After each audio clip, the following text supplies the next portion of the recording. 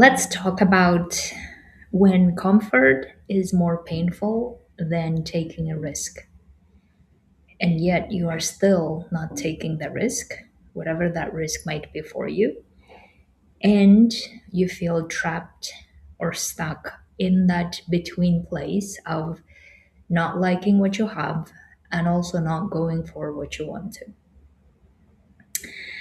I was coaching and having a lot of conversations with humanitarians this week about this topic and why they're still not taking the action or why they're still not making the decision.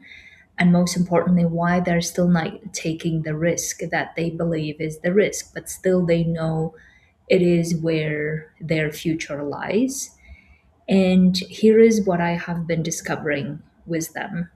But before I do that, I really want to give some examples of how this can look like so you know and see if this is also your story.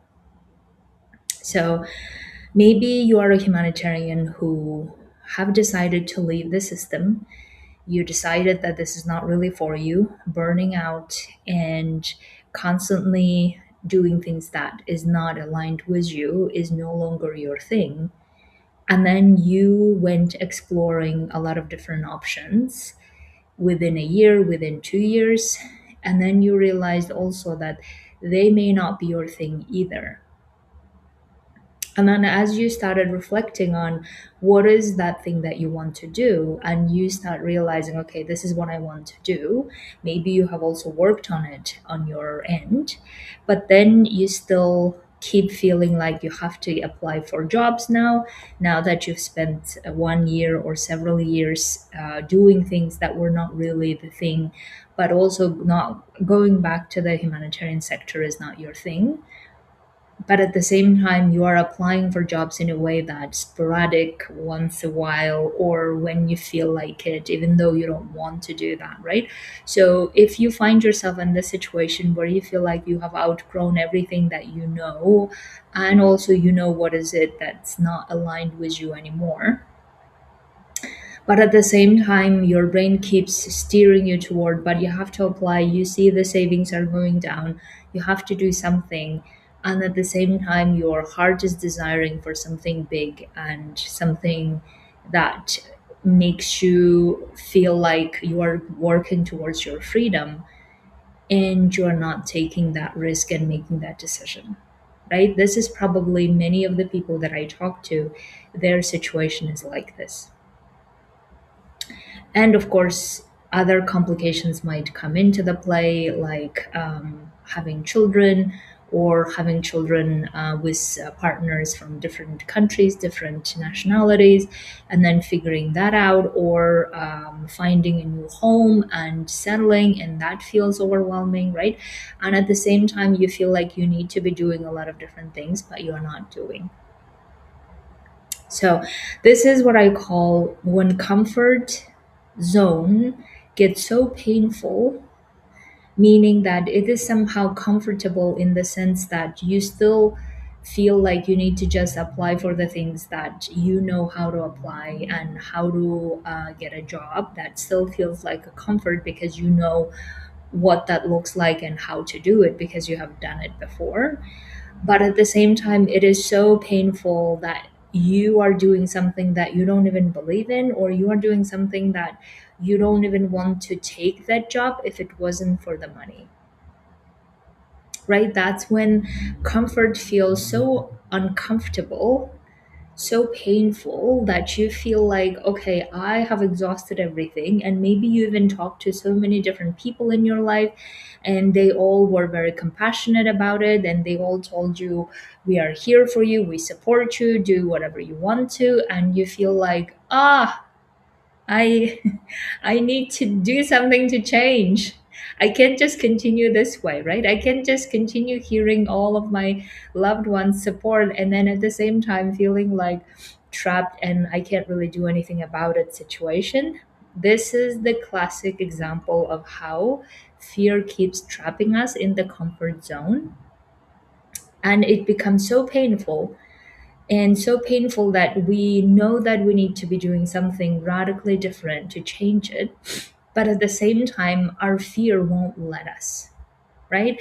So, analogy that I can give you is, imagine if you are going for scuba diving, I think is the right term, right? Where you need to go several meters down in the sea, and you really want to do that. Maybe you have never done it, you really wanted to do it, but at the same time, you're so scared. And in order to minimize that fear, in order to minimize all of the risk, what you do is you actually go through a training, a proper training of how to breathe, how to build the muscles necessary, how to behave in situations of risk, all of this. You train yourself before actually going and scuba diving, right? And coming out of the comfort zone, I feel like is the same type of thing where we need to build the muscle of trust in yourself that says you can handle that risk and the pressure. We also need to build your muscles around regulating those emotions so that your brain, your fear does not act out, and does not act out in the most critical moments, right? And we also need to build the muscle of you being the person who can make this work.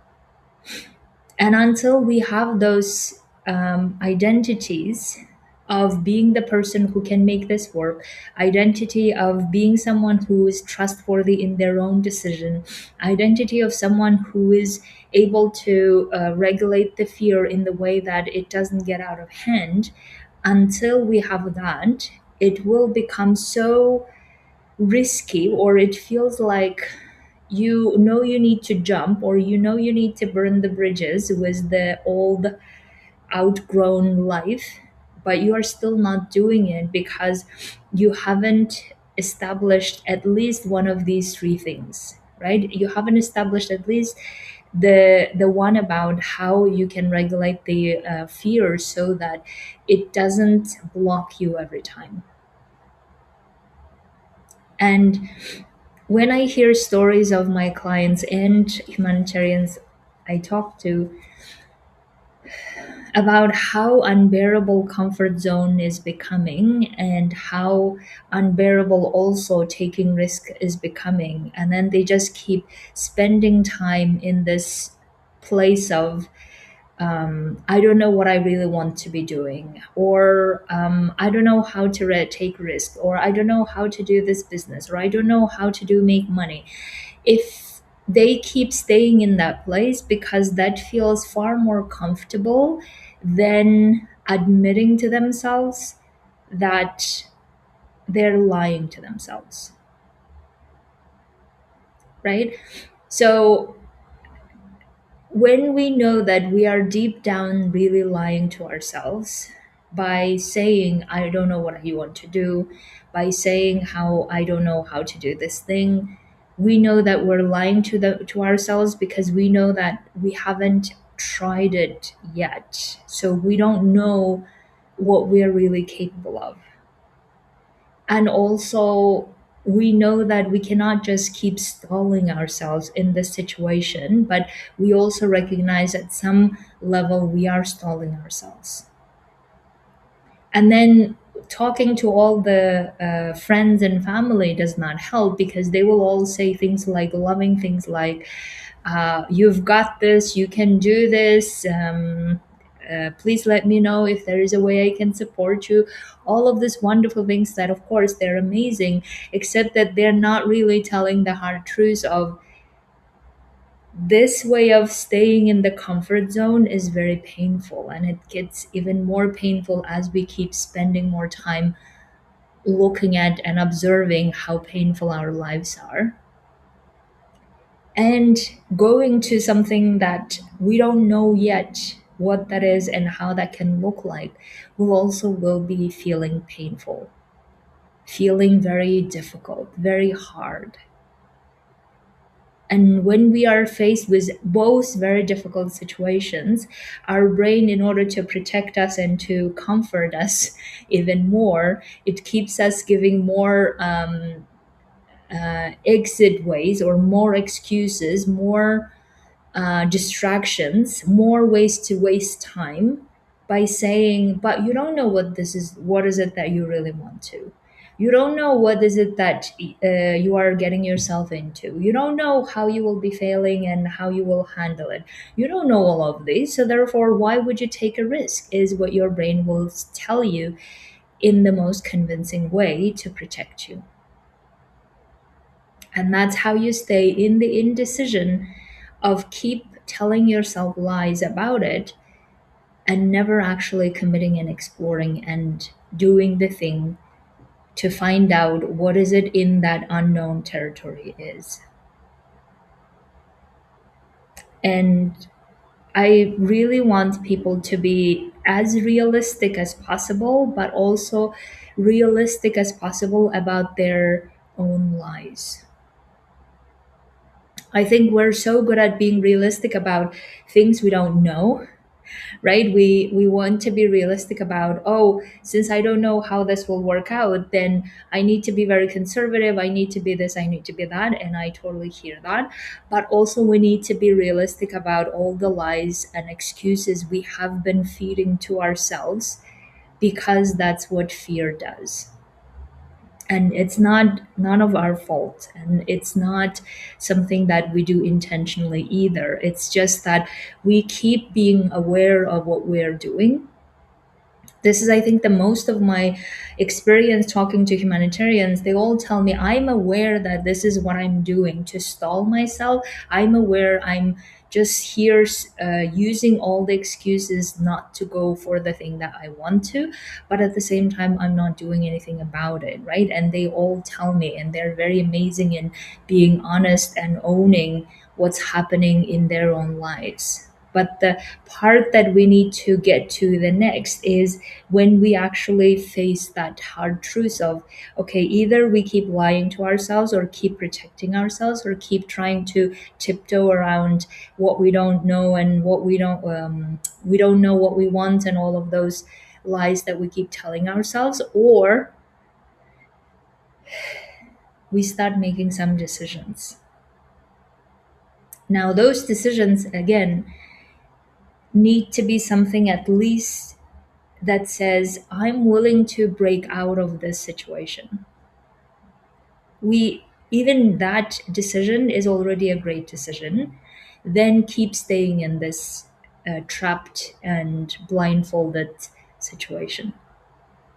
Right? I'm willing to get out of this situation, whatever it takes, is already a great decision.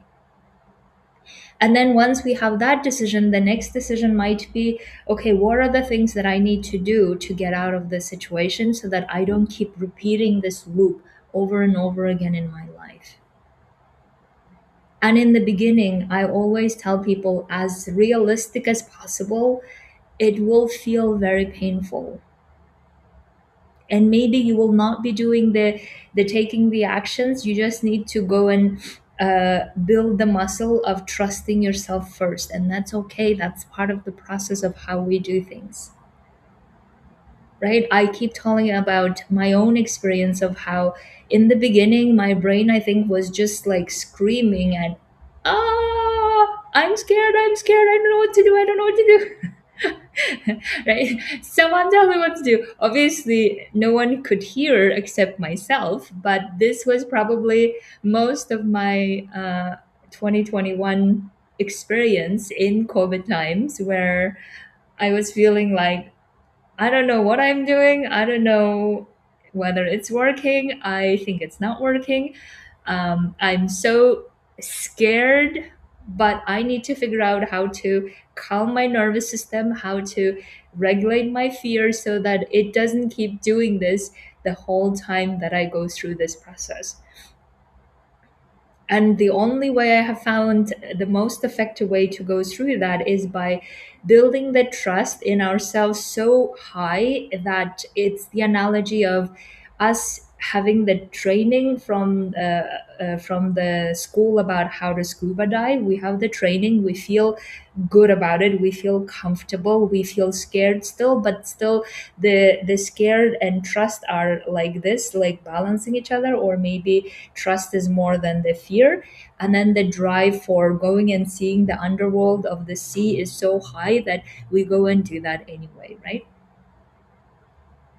So that's the part that we really need to work on if we want to take the risk and get out of this painful comfort zone.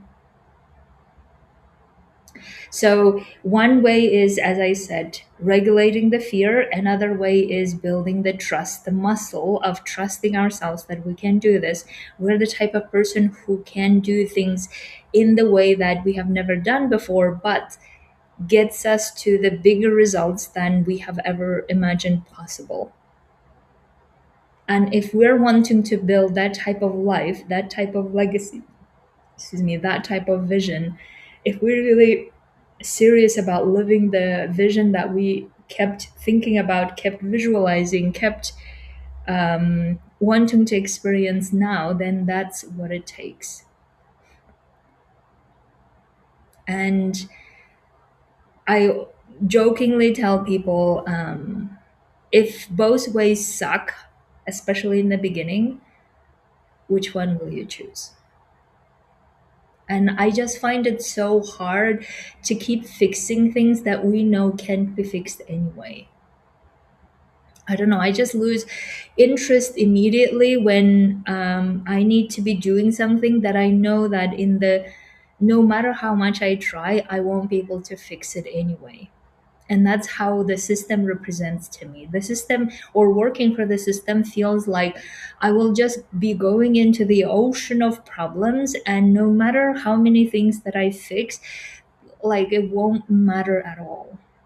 And if I do that, then I already feel depressed by even like thinking about it, let alone going to work doing that. And that's why my solution to taking the risk and going my own path was really, okay, if this ocean of problems, and no matter what I try, no matter what I do, I won't be able to solve it in any sustainable way possible, and all I will get is burnout and frustration and disappointment and hating my life, I'm not doing it. It's just too hard. So therefore, this path of pursuing my own path sounded a lot easier, even though a lot challenging, but still a lot easier. And if you're hearing this and you're feeling like, okay, this is my situation, and I have been in this place for far too long, and I need to do something substantive to get out of the situation, then I would like for you to talk to me. That would be amazing if I can support you in making a decision. You could join the Humanitarian Millionaires Mastermind, where we really stretch you and also build the muscle that holds that stretching. That muscle, that identity that holds the stretch that is necessary for you to get out of this situation altogether once and for all. And I would like for you to do your own reflections on this as well. So I was telling this client yesterday that let's imagine we're talking again August next year. If you keep going this way, if you keep being in this indecision of, I don't know what I want, I don't know how I can do this, I don't know this, I don't know that, in August next year, how will the situation be in your life? Will this be this painful comfort, or will there be something else? And she was telling me that I have already wasted a year of my time. I don't want to do that again. And I was telling her that exactly. Then we know that if we don't change something, if we don't take different actions from different identity, ideally, things will probably be a bit of a similar repetition of what we know already. And the way that you know it is probably you can look at your life back and see how that is true. I don't need to prove that to you at all. You know it. Your life, know you know your life better, so you know how it might have been repeated in the same way. I can even see in my own life how some of the years I have probably been just repeating the same thing over and over again. I was dissatisfied with certain things. I kept living that life over and over again, right? So I really want you to reflect on, okay, in August next year, how I want my life to be different. And if that thing is different than what you have now, then what are the things that needs to happen for you to arrive at that outcome next year, right? So the main, I think, the loss in all of this fear and not being able to manage fear situation is we're wasting a lot of our precious life's time. And then there will be a point where we'll probably be saying things like, well, now it's too late. And I think when I was leaving the UN 6 years ago, that's really what scared me is I didn't want to be leaving in my 40s and saying, oh, now it's too late, now it's this, now that. I was scared that at that time I just wouldn't leave at all. So that's why I left when I was 35, right? So that's the time element is we keep wasting time if we keep listening to our lies and excuses about how we cannot do this and how we don't know how to do that. The other part that is so hard to take is our savings will keep shrinking and our fear will keep growing and our desperation will keep even skyrocketing if we keep staying in this state. You've probably been in that situation many times. I have been many times in that situation. And I just don't like being in that situation so much so that I'm more scared of facing that desperation because I've faced it so many times that I rather keep doing something that is different than I have done before.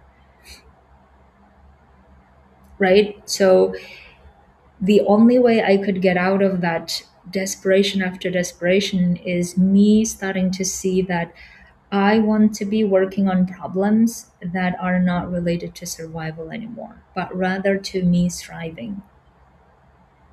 And in order for me to thrive, I probably need to have identity about myself, or the way I see myself is way more capable than I used to see myself within the system's constraints.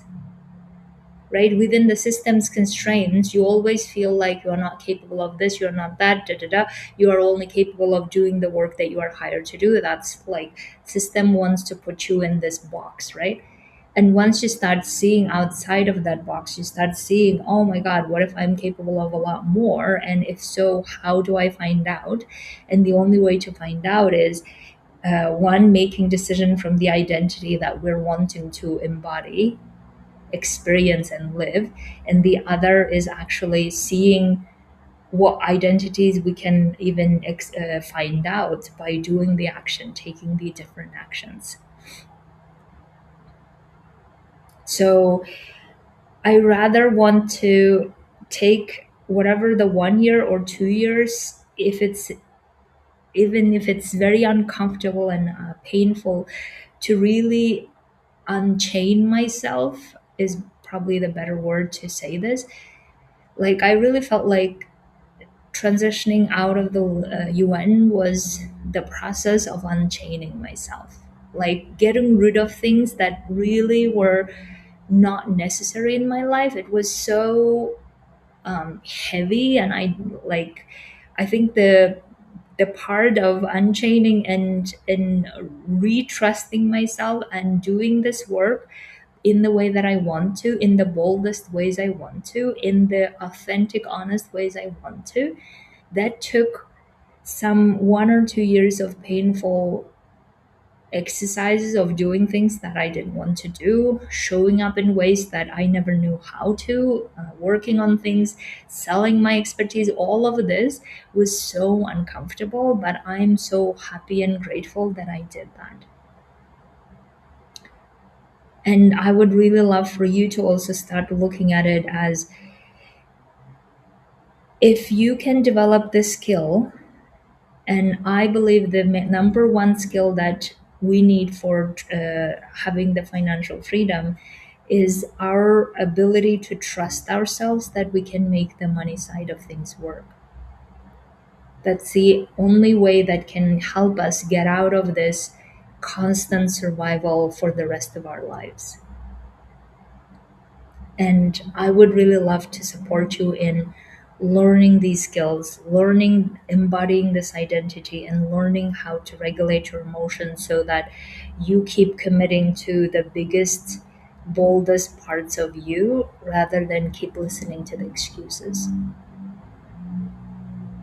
And my job is to support you, to challenge you, to tell you the hard things about what you need to hear, and get you not only making decisions and executing, but also building that trust muscle that says, you've got this, you can handle it, you know how to handle it, you know how to regulate that emotion, you know how to not be the victim of your own emotions or other people's judgments.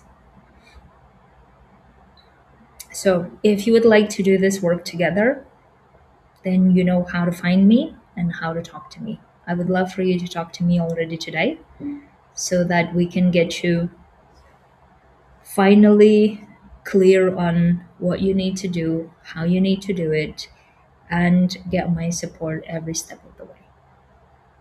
Okay, my dears, it is my honor to have done this work together, and I would love to do this further. Bye.